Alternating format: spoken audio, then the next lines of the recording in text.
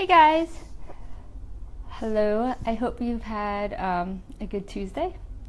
So, I am on tonight to talk about, well, where I am in my IVF journey, and also to kind of explain further what morning monitoring is for those that don't know, and what it entails, and why we go through it. So, for those joining that just are not familiar with my story, very briefly, I'm Jasmine. It's nice to meet you. And previous to this IVF cycle that I've been doing, I struggled with infertility for over 5 years. Did multiple IUI cycles, 3 IVF cycles before this, and it was my 3rd IVF cycle that I was able to have my daughter Tegan. And this was after being told that I had less than a 1% chance of having my own child. So needless to say, I'm very grateful, and with everything that I went through over those years, I just feel like, one, I grew a lot. I'm definitely a different person, and I'm a better person for it.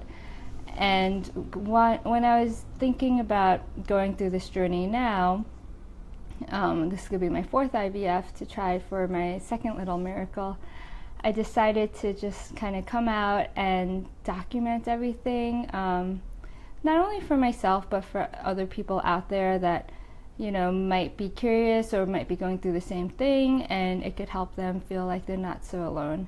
And also for those out there that don't know about it, and just to educate them a little bit better. So in case they do know someone going through it, or maybe even if you don't know someone going through it, they might be going through it. So just to be a little bit more sensitive about the topic of children with people. So that's the little background. So where I am now in my story is I am on day 10 of this IVF cycle. I've been taking meds for about 9 to 10 nights now. So those are the injectables.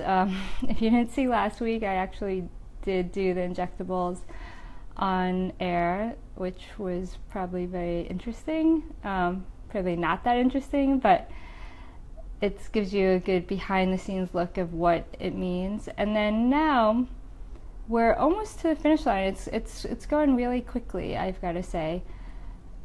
I think they said possibly my trigger shot will be either the 18th or 19th. And what that means is, I'm getting ahead of myself. So let me back up.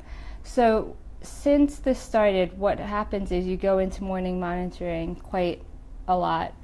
And what they're monitoring is, one, they take blood work and you do an ultrasound. So 2 things, the blood work will show you your hormone levels and how, I guess, you're reacting to the medicine. And then the ultrasound, they're trying to measure how many follicles you have in the ovaries and eggs, I guess. I think they call it follicles. Again, I'm not a doctor or a medical person at all, so I apologize if I'm getting some of these things wrong, but I'll do the best that I can to explain it in my layman's terms. But basically, they are measuring the size of the follicles. So once it gets over 10 millimeters, it's considered like a viable egg, or a fertile, like an egg that can be retrieved and possibly injected with a sperm to put back. So until they're over 10, they don't really count. And then the ideal size is 18 to 20. So what they're doing is they're monitoring how many you have, and when it gets close to the 20 mark is when they put the trigger on, the trigger shot. And the trigger shot basically will make you release the egg during a certain time. Well, okay, I'm probably getting this completely wrong, but basically you get the trigger shot, and then I don't quite remember, but either a day after or 2 days after is when you get the retrieval surgery, is when they actually take out the eggs. And then once they take out the eggs, they inject the sperm into it, and the transfer date is usually either 3 days or 5 days after the retrieval. So that's when they put the eggs back you in hopes that you get pregnant. So I hope I kind of explained that well, but I wanted to go over morning monitoring because I keep on talking about it and people are probably like, I don't know what the big deal is. So in the beginning, it also depends on what kind of procedure you're having. If you're having an IUI or something that requires less medication, you probably won't go in as often to morning monitoring because they don't need to monitor you as closely. But when you're doing IVF, you're doing injectables, they monitor you pretty closely because, like I said, they're testing your blood work for your hormone levels and then the follicle size because they want to make sure that they give you the trigger shot at the right time. So this past week I've been going in every other day, and then starting today I went in this morning and I'm gonna have to come in tomorrow, and they said basically every day following until I get my trigger shot. So it's very time consuming. I made a little Instagram story of it this morning, and my daily morning routine is now getting up at 5:30, getting to Cornell around 6:30, doing the blood work and then the ultrasound, and then I come back home in hopes of catching Tegan before she goes to school. And then I go to work myself. So by the time I go to work, I've already, gone to the doctors and dropped off Tegan and whatnot. So that's basically the day, and that's why you have morning monitoring, because without that, it's just so close, and there's no predicting it. You kind of have to, that's why, it's hard because Matt's been having to stay at home in the mornings to watch Tegan because I'm not there because I have to go to the doctors.